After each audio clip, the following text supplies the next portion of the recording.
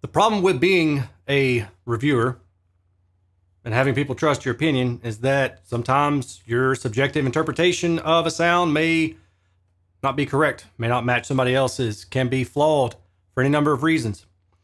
And the Klipsch the 7s just wasn't to my liking, and I couldn't figure out why.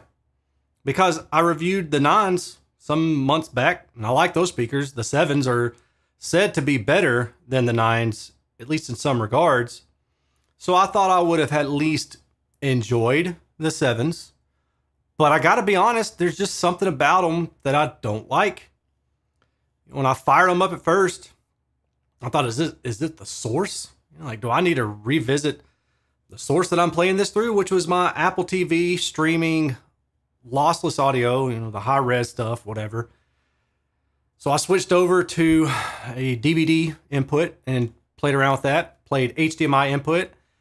And no matter what I did, I just never felt satisfied with the 7s. And then I remembered I just reviewed the Don Audio Heritage Specials. And those speakers had one characteristic that the 7s do not. And that is the dines are a lot wider in radiation. And the 7s are much more narrow. So there's a lot less room interaction. And I think that might be, at least in part, some of the reason why I didn't prefer or didn't really care for the 7s. And it's not that they're a bad speaker. It's just that I was coming hot off the heels of a speaker I really enjoyed and then landed on this speaker, which was completely different. And that just gives me more reason to keep pumping out data. I could easily just tell you what I heard and hope that you believe me. But sometimes stuff doesn't make sense. And we always say you should trust your ears. But our oral memory is junk.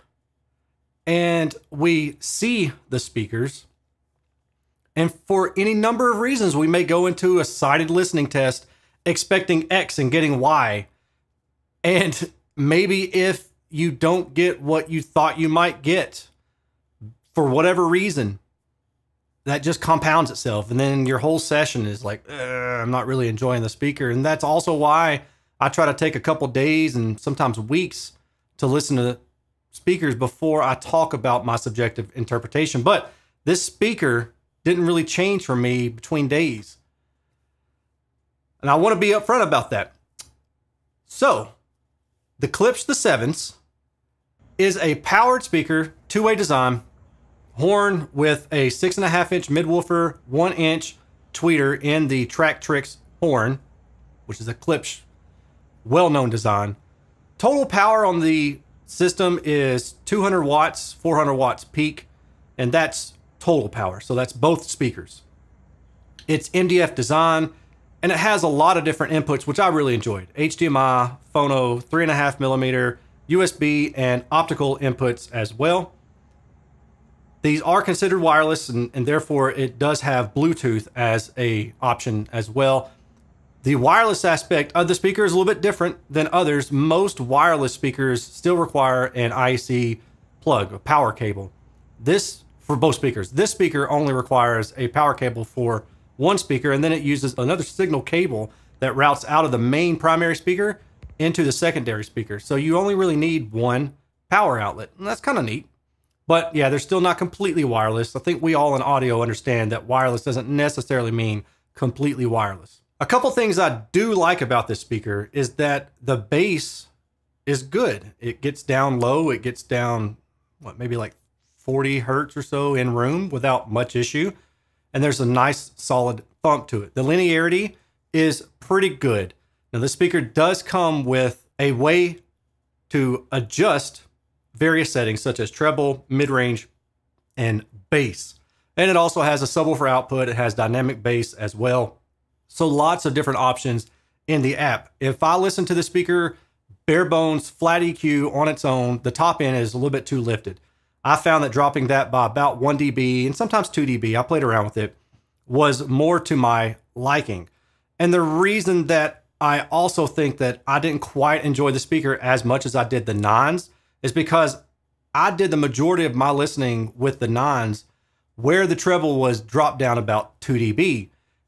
That lined up better with the mid-range, whereas when I listened to the 7s, by default, I was listening to them with the treble set at 0 dB, so flat, and there's a bit of a scoop in the listening position in the room. So they measure not quite flat, but somewhat flat until you get to around 8 kilohertz and there's some peaking going on. But that peaking is enough to make the in-room response at your seat more scooped out sounding in the mid relative to the treble. These things are relative to the treble. And I think that's another reason why I didn't quite care for the 7s. And when I went and adjusted the treble down, it made things more tolerable. I consistently had an issue with the upper mid-range. I felt like 2 to 4 kilohertz was just not grabbing me like it should have been, and it sounded a bit dull and lifeless. Take that for what it's worth. I think a little bit more fine-tuning in that area would make this speaker, at least to me, sound better. It would make it an objectively more neutral speaker in that particular area. But if we could also get a wider radiation, I would have enjoyed the speaker more. Let's look at some of the data. All the data is captured via my Klipsch near-field scanner, state-of-the-art robotic device that allows me to get anechoic data and better predict what we're going to hear in a room, understand maybe the shortcomings of a speaker, and discuss the compromises, because all speakers are a compromise in one form or another. There is no perfect speaker. There's just the best speaker with the right compromises for you. This is the on-axis linearity at 0 degrees. So the speaker pointed directly at the listener, or in this case, the microphone, and you can see that the response actually looks pretty dang good until you get to around 7 kilohertz or so, then you start to go up in response. Now, I said earlier that you can use the app to drop the treble down, and I did that in my listening, but I didn't measure it that way like I did. And since I'm running short on time, I really need to go ahead and get these back to Audio Advice, who, by the way, loaned me these speakers for review. I was not paid or anything of that sort to review the speaker by them. They have no say, no influence on what I'm talking about, and they probably don't even know that I still have these speakers to review because I've had them that long, but I need to get them out of the way. So thank you to the folks at Audio Advice for loaning me these speakers. The F3 is at 49 hertz and the F10 is at 36 hertz. So like I said, in the room, 40 hertz shouldn't be a problem. I also want to note the horizontal directivity is really, really good. Now there are some resonances through this 200 to 800 hertz region, but above that, the horizontal directivity is really quite good. So if you have an external DSP and you want to tailor the sound to your own liking, you can do that. This is the CEA 2034 data, and the reason I'm pointing this out is because the early reflections directivity shows a bump here, but if you go back and you look at the horizontal, you can see that the horizontal isn't contributing to that bump. That must therefore then be the vertical displacement of the tweeter versus the midwoofer, and there's about 6 or so inches between those two. I also want to mention that when I measured the speaker and when I listened, my ear and my microphone was positioned at the midpoint between the tweeter and the midwoofer. And most waveguide designs are ideally positioned that way. That's where you want your ear to be. That's where the reference axis is. And that was the case with the 7s. This is the horizontal response at 0 degrees, 20 degrees, and 30 degrees. And if you look at the 20 degrees, you can see that it's actually much more smooth, more flat on axis. I played around with toe in versus toe out of this speaker. I actually found that closer to on axis was more ideal in the listening position. So while the 20 degrees toe out is more linear, I found that pointing the speaker closer to about 0 degrees or maybe even 10 degrees worked better for my conditions. I would also recommend to not point the speaker 30 degrees out, basically having the back of the speaker line up with the wall. If you do that, you're going to get all sorts of odd comb filtering effects. And in the room, what you can expect is a dip in the upper mid-range, lower treble region. That's going to be more of a problem than when the speaker is aimed directly at you. And when the speaker is aimed directly at me, this particular area where there are these dips relative to the higher frequency, that's really where I had the problem. Pointing the speaker directly at me or about 10 degrees off helped. It knocked down this peaking right here a little bit, and it helped kind of smooth in that gap between upper mid-range, lower treble region, but it wasn't quite perfect. personally, what I would like to see Klipsch do is to offer the end user EQ bands. Just maybe even give us 5 bands of EQ that we can put wherever we want. Graphic EQ would be fine. And then what I would do is I would knock this 12 kilohertz down about 2, maybe 3 dB, smooth that out with this response right here, and you would get a more neutral in-room response, and you would get a more neutral anechoic response as well, making, at least in my opinion, a better overall speaker. The trim level on its own isn't enough because the trim level adjusts the treble. It doesn't knock this particular area down.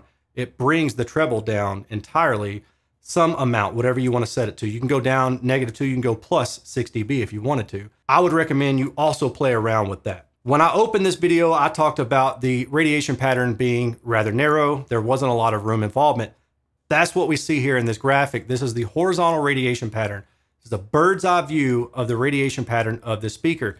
The red indicates higher SPL, the blue indicates lower SPL. So there's not much energy going behind the speaker. There's a lot going toward the front of the speaker, but it's rather narrow. And just as a point of reference, this is a speaker that has wider radiation. The radiation pattern of this speaker is about plus or minus 60, plus or minus 50 degrees, whereas the Klipsch 7s is closer to about plus or minus 30, maybe plus or minus 40 in the mid-range.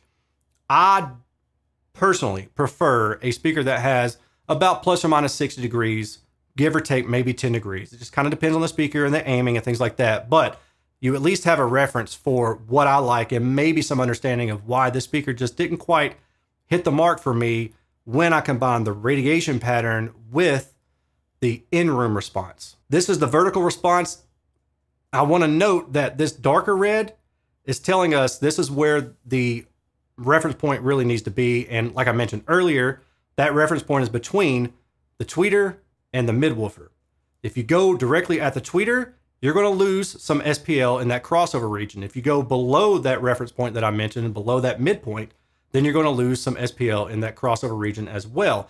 You really need to make sure that your reference point and your ears are between the tweeter and the midwoofer to get the best overall sound. Distortion at 86 decibels at 1 meter, distortion at 96 decibels at 1 meter. These distortion results look good to me. I don't really see anything here to be too concerned with, and I think it's kind of par for the course with the output volumes that I was driving the speaker. Multi-tone distortion shows some potential issues in this 500 to 1 kilohertz area, and I got to be honest, I didn't really hear any of that in my listening.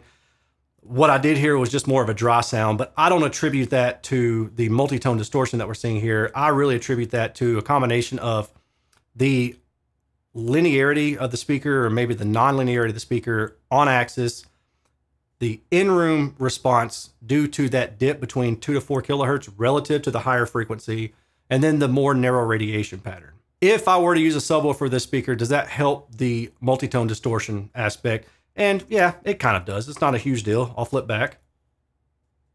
Yeah, it kind of does. It knocks it down a little bit, but more than likely there's going to be some limiting built into here, and let's look and see. And there is limiting. And the thing I find interesting about this particular speaker is there's limiting between about 5 to 1.2 kilohertz. So 500 hertz to 1.2 kilohertz. There's this limiting, which also matches with this distortion area, this multi-tone distortion area. That could just be coincidence, but I do find it interesting and wanted to point that out. We see that there is some increased distortion, which may sound like it has more bass output because there's additional overtones that are hanging around on the lower frequencies down here in this area. But then there's also some compression going on, and they're kind of back and forth there. So ultimately what you're going to get is potentially the sound of 50 hertz having more punch, but the notes right around it having less. So it could theoretically, and I'm making this up, I'm pulling this out of my rear right now. I'm just speaking off the top, so go with me. It could theoretically make this speaker sound like it's punchier. Does that make sense to you guys? I'd be curious to know what y'all think. That is it for this review. Again, I do want to thank Audio Advice for loaning this pair of speakers to me. I'm pretty sure that a lot of you are going to ask if I'll do a comparison between the 5s, the 7s, and the 9s. And if enough of you ask me to do that, I'll do that. But if I don't get a lot of people asking, then I may not bother spending my time doing that. Personally, just going off of memory and then kind of looking back at the data, I think I like the nines more. I would recommend the nines more. I would recommend the nines over the sevens for some of the reasons that I mentioned here earlier. Now, the price difference, I'm not necessarily sure what it is, maybe about 400, 500 bucks or something like that. If you're stretching your budget to the sevens, okay, the sevens are adequate. Again, I do wish Klipsch would allow us a couple bands of equalization that we could go in ourselves and place and tailor the sound to our own needs, maybe drop a couple of things or add a little bit here or there, just to give it some character that we want for our own desires. Because even though the measurements are a good reference point for understanding things, we still may want to add some of our own flavor. There's nothing wrong with that. Nothing wrong with that at all. I do thank you all for watching. I hope you learned something. I hope you got something out of this. If you are new to this channel, please consider liking, subscribing. If you want to join me at patreon.com/Erin's Audio Corner, that would be appreciated. I'm going to send these speakers back and move on to the next one. Talk to you all later. Take care. Peace.